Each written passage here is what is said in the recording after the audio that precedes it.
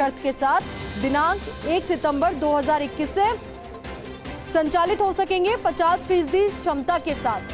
तो ये सबसे महत्वपूर्ण है कि 50% क्षमता के साथ ही उनको खोला जाएगा। तो साथ ही संबंधित संस्थान द्वारा ई इंटीमेशन के माध्यम से ऑनलाइन वेब पोर्टल जो राजस्थान गवर्नमेंट का है कोविड इन्फो वाला, वहां पर संस्थान में बैठक क्षमता एवं कुल स्टाफ या कार्मिकों के प्रतिशत वैक्सीनेशन की सूचना अपलोड करनी होगी। तो ये बेहद अहम यहाँ पर सुझाव दिया गया है।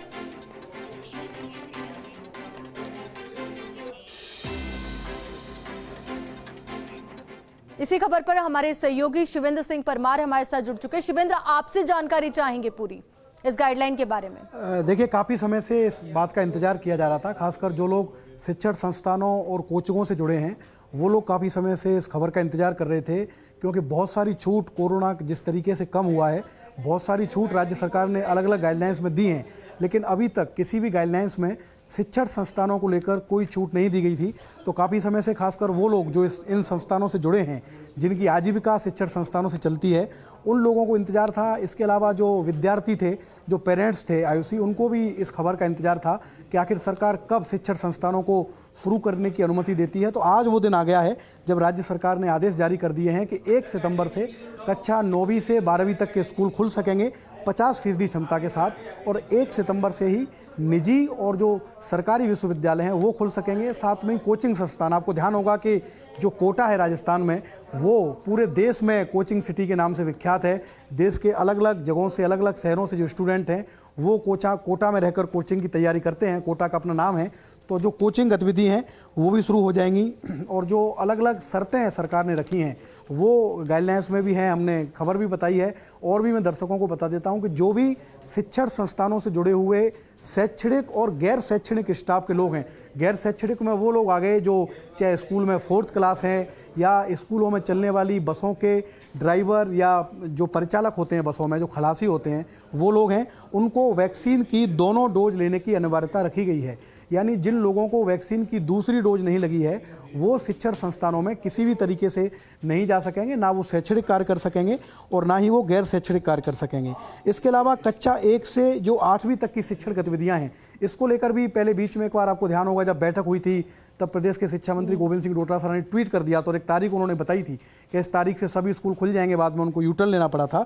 तो अभी भी कक्षा 1 से 8वीं तक के जो गतिविधियां हैं, शिक्षण गतिविधियां, उनको सरकार ने ऑफलाइन ही रखने के निर्देश दिए हैं। यानी कि माफ़ी चाहूँगा, ऑनलाइन माध्यम से कक्षा 1 से 8वीं तक की जो शिक्षण गतिविधियां हैं वो रखी जाएंगी। एक जो मैं इस गाइडलाइंस में पढ़ पा रहा हूँ आयुषी, कि शिक्षण संस्थानों में प्रार्थना सभा पर रोक रहेगी। जो असेंबली होती है सुबह, खासकर जो कक्षा 1 से और 9वीं तक के स्कूल हैं, जो 9 से और 12वीं तक के स्कूल हैं, उनमें जो प्रार्थना सभा हैं उस पर रोक रखी जाएगी। नो मास्क नो एंट्री जो सब जगह है वो यहाँ भी रखी जाएगी।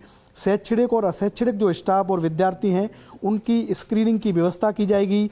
प्रतिदिन सैनिटाइज करना होगा। जो बाकी जगह जब छूट दी है, चाहे वो सिनेमा में दी हो या प्रतिष्ठानों में दी हो, वहाँ भी इस तरह की सरकार ने शर्तें रखी हैं, तो वो शर्तें यहाँ भी रखी हैं। इसके अलावा जो जिला मजिस्ट्रेट हैं, यानी जितने भी जिला कलेक्टर हैं, उनको शिक्षण संस्थानों में कोरोना प्रोटोकॉल के दिशा निर्देशों की अनुपालना की मॉनिटरिंग के लिए एक नोडल अफसर लगाना होगा। ये महत्वपूर्ण जिक्र है जो गृह विभाग ने गाइडलाइंस जारी की है कि उनको एक नोडल अफसर की नियुक्ति करनी होगी, जो ये इंश्योर करेगा कि जो गाइडलाइंस सरकार की है उस गाइडलाइंस की पालना हो रही है या नहीं हो रही है। इसके अलावा जो स्कूल, बस, ऑटो, कैब और इत्यादि हैं, उसमें जो वाहन की बैठक क्षमता है उसके अनुसार ही जो स्टूडेंट्स हैं वो बैठ सकेंगे। मान लीजिए एक बस में अगर 30 लोगों के बैठने की जगह है, तो उसमें ऐसा नहीं है कि खड़े होकर स्टूडेंट जा सकें, 40 स्टूडेंट उसमें जा सकें। जितनी उसमें जगह है उतने ही लोग उसमें जा सकेंगे। तो जैसा मैंने कहा कि इस खबर का बहुत बेसब्री से इंतजार था, पेरेंट्स को भी, स्टूडेंट्स को भी, और खासकर उन लोगों को जिनकी की आजीविका शिक्षण संस्थानों से चलती है, वो इंतजार खत्म हुआ है। लगातार हम देख रहे हैं कि राजस्थान में जो कोरोना का प्रकोप है वो सिमट गया है। बहुत गिने चुने केस राजस्थान में मिल रहे हैं। हालांकि तीसरी लहर की अभी भी आशंका बनी हुई है। कल मुख्यमंत्री ने भी एक कार्यक्रम में इसका जिक्र किया है। लेकिन फिलहाल सबसे बड़ी खबर है प्रदेश के लिए कि 1 सितंबर से प्रदेश के शिक्षण संस्थान अनलॉक होने जा रहे हैं। लंबे समय के बाद 1 सितंबर से एक बार फिर न सिर्फ जयपुर में बल्कि पूरे प्रदेश में जो शिक्षण संस्थान हैं उनमें गतिविधि और हलचल देखने को मिलेगी। बिल्कुल शिवेंद्र, बहुत बड़ा ये फैसला अपने आप में, और कहीं जिस तरीके से कोरोना के आंकड़े कम हुए हैं, जिंदगी वापस पटरी पर लौटने लगी, पर शिक्षा के साथ साथ सुरक्षा का भी बहुत ज्यादा ध्यान देना जरूरी है ताकि जिंदगी वापस बेपटरी ना हो जाए। बिल्कुल, इसी को ध्यान में रखते हुए सरकार ने एक विस्तृत गाइडलाइंस निकाली है, और जो गाइडलाइंस में एक और जो अहम बिंदु है वो भी मैं दर्शकों को बताना चाहूँगा कि जितने भी शिक्षण संस्थान हैं उनमें कैंटीनों को बंद रखा गया है। यानी कि जितने भी कॉलेज, यूनिवर्सिटी और स्कूल हैं उसमें कैंटीन का संचालन नहीं होगा, क्योंकि हम देखते हैं कि कैंटीन में जब लंच टाइम होता है या लंच टाइम के अलावा भी लोग ग्रुप्स में इकट्ठे होते हैं, जो स्टूडेंट्स होते हैं, तो इसको देखते हुए कैंटीन को बंद रखा गया है। जैसा मैंने कहा कि एक नोडल अफसर हर कलेक्टर अपने ज़िले में लगाएंगे, जिसका काम सिर्फ ये इंश्योर करना होगा कि जितने भी शिक्षण संस्थान हैं उनमें गाइडलाइंस की पालना हो रही है या नहीं हो रही।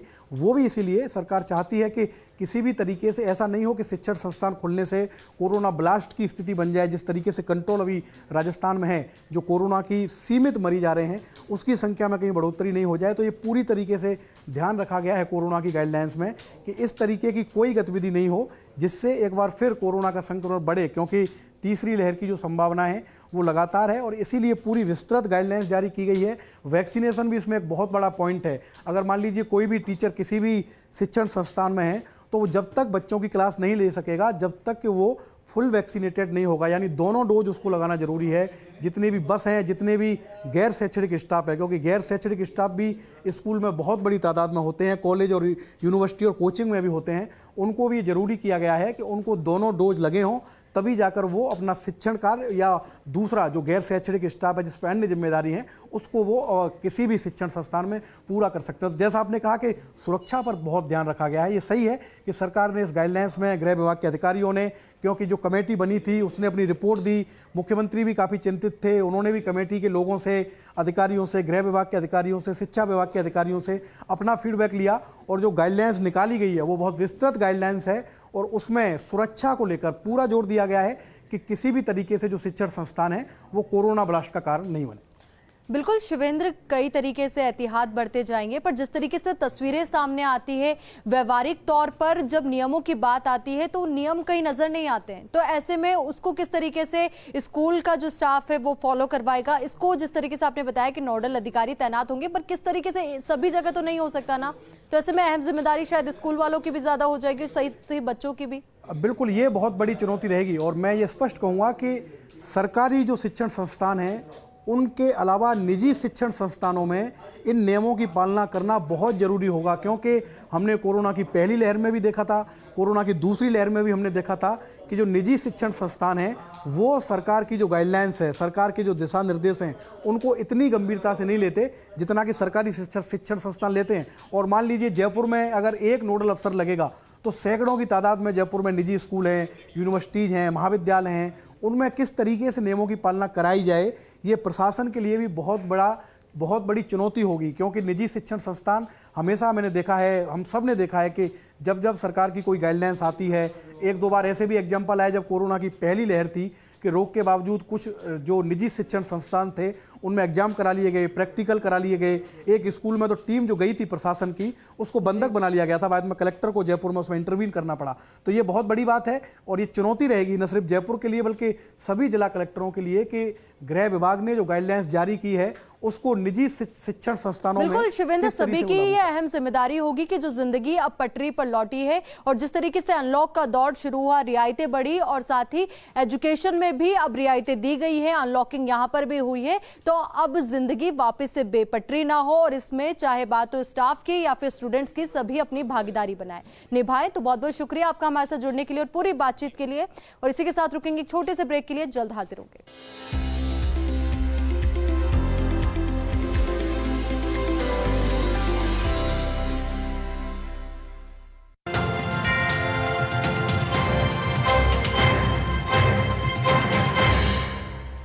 माता पिता या संरक्षक को खो चुके बच्चों को सामाजिक सुरक्षा देने के लिए मुख्यमंत्री पुष्कर सिंह धामी ने की वात्सल्य योजना की शुरुआत। योजना के